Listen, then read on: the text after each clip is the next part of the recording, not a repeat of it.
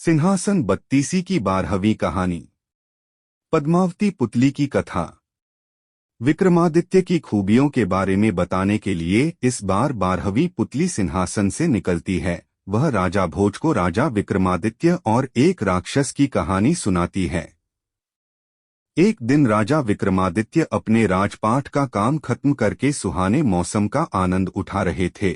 तभी उन्हें एक महिला की चीख सुनाई दी। वह मदद के लिए लोगों को पुकार रही थी। उसकी आवाज सुनते ही राजा तलवार लेकर घोड़े पर सवार हुए और तेजी से आगे बढ़ने लगे।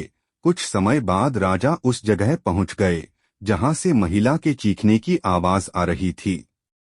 राजा ने देखा कि उस महिला के पीछे एक भयानक राक्षस पड़ा हुआ है। विक्रमादित्य बिना देरी किए अपने घोड़े से कूद गए। महाराज को अपने सामने देखकर महिला बिलखते हुए उनसे मदद मांगने लगी। तब राजा विक्रमादित्य ने कहा, बहन, अब तुम्हारी जान मैं बचाऊंगा, तुम चिंता मत करो। इतने में वहां राक्षस पहुंच गया और राजा विक्रमादित्य से कहने लगा कि एक साधारण इंसान उससे युद्ध में जीत नहीं सकता है। फिर जोर जोर से हंसते हुए राक्षस कहता है कि मैं पल भर में तुम्हें मार सकता हूँ। इतना कहते ही राक्षस तुरंत महाराज पर हमला करने के लिए आगे बढ़ता है। राजा विक्रमादित्य राक्षस को चेतावनी देते हैं, लेकिन राक्षस ने उनकी एक नहीं सुनी। तभी विक्रमादित्य तलवार से राक्षस पर हमला कर देते हैं। राक्षस ने खुद को तलवार के हमले से बचाया और युद्ध करना शुरू किया। महाराज विक्रमादित्य काफी चतुर थे, इसलिए उन्होंने पहले राक्षस को थकाया, उसके बाद राक्षस का सिर काट दिया। सिर कटने के बाद राजा को लगा कि राक्षस मर गया, लेकिन तभी उसके शरीर पर दोबारा कटा हुआ सिर जुड़ गया। साथ ही जहां उस राक्षस का रक्त गिरा था, वहां से दूसरा राक्षस पैदा हो गया। यह देखकर राजा विक्रमादित्य हैरान हो गए। फिर दोनों राक्षसों ने महाराज से लड़ाई करना शुरू कर दिया। सबसे पहले रक्त से जन्मा हुआ राक्षस राजा पर हमला करता है। राजा चतुराई से उसके प्रहार से बचते हुए अपनी तलवार से उसके दोनों हाथ और पैर काट देते हैं। अपने साथी राक्षस को दर्द से तड़पता हुआ देखकर दूसरा राक्षस उसे लेकर वहां से भाग जाता है।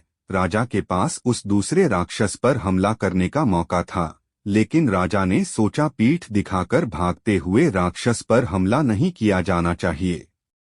इसके बाद राजा सीधे उस महिला के पास चले गए। विक्रमादित्य ने उससे कहा, राक्षस डरकर भाग गया है, तुम मेरे साथ चलो, मैं तुम्हें तुम्हारे माता पिता के पास पहुंचा दूंगा। तभी वह महिला कहती है, अभी खतरा टला नहीं है, क्योंकि राक्षस मरा नहीं, सिर्फ भागा है, वो दोबारा से आएगा। उसकी बातें सुनकर राजा ने उसका नाम पूछा। महिला बताती है, वह सिंहुल द्वीप में रहने वाले एक ब्राह्मण की बेटी है। एक दिन वो तालाब में अपनी सहेलियों के साथ नहाने गई थी। उसी दिन इस राक्षस की नजर मुझ पर पड़ी और वो मुझे उठाकर यहाँ अपने साथ ले आया। वह मुझसे शादी करना चाहता है, लेकिन मुझे उस राक्षस की पत्नी नहीं बनना।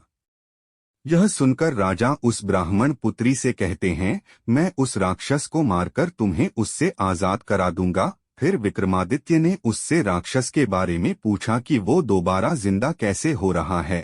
तब उस महिला ने बताया, राक्षस के पेट में एक मोहिनी रहती है जो तुरंत उसके मुंह में अमृत डाल देती है, इसलिए वह दोबारा जीवित हो जाता है। लेकिन वह रक्त से जन्मे दूसरे राक्षस को अमृत नहीं दे सकती है, इसलिए उसके रक्त से जन्मा राक्षस दर्द से तड़प रहा था। फिर राजा ने स्त्री से मोहिनी के संबंध में पूछा, लेकिन ब्राह्मण पुत्री को उसके बारे में कुछ मालूम नहीं था। मोहिनी के बारे में सोचते हुए विक्रमादित्य पास के पेड़ के नीचे आराम करने लगे। तभी उन पर एक शेर ने हमला कर दिया। शेर के पहले हमले से राजा के हाथ पर चोट लग गई। जैसे ही शेर ने राजा पर दूसरा हमला किया, महाराज विक्रमादित्य ने उस शेर के पैरों को पकड़कर उसे दूर फेंक दिया। तभी शेर अपने राक्षस रूप में आ गया। यह देखकर राजा समझ जाते हैं कि यह मायावी राक्षस है जो छल से मुझसे हराने की कोशिश कर रहा है। राजा तेजी से राक्षस के पीछे भागे और उससे युद्ध शुरू कर दिया। लड़ते लड़ते जब राक्षस थक गया, तब राजा ने अपनी तलवार से उसके पेट पर हमला किया। राक्षस दर्द के कारण चिल्लाने लगा। इसके बाद विक्रमादित्य ने उसके पेट को तलवार से काट दिया। पेट के फटते ही मोहिनी उससे बाहर निकलती है और अमृत लाने के लिए भागने लगती है। इसे देखकर विक्रम अपने बेतालों को बुलाकर मोहिनी को पकड़ने का आदेश देते हैं। काफी देर तक अमृत न मिलने की वजह से राक्षस तड़पकर मर जाता है। फिर महाराज विक्रमादित्य उस मोहिनी से पूछते हैं कि तुम कौन हो। मोहिनी बताती है वह भगवान शिव की एक भक्त है, जिसे उसकी गलती की वजह से राक्षस की सेवा करनी पड़ रही थी। अब वह श्राप मुक्त हो गई है। इतना सुनते ही राजा अपने साथ मोहिनी और उस ब्राह्मण पुत्री को महल लेकर आते हैं। महिला के माता पिता का पता लगाकर महाराज उसे उसके घर सकुशल पहुंचा देते हैं। उसके बाद राजा मोहिनी से शादी करके खुशी खुशी अपने महल में रहने लगते हैं। यह कहानी सुनाने के बाद 12वीं पुतली राजा भोज से पूछती है कि क्या आप में हैं राजा विक्रमादित्य जैसे गुण, और फिर वहां से उड़ जाती है।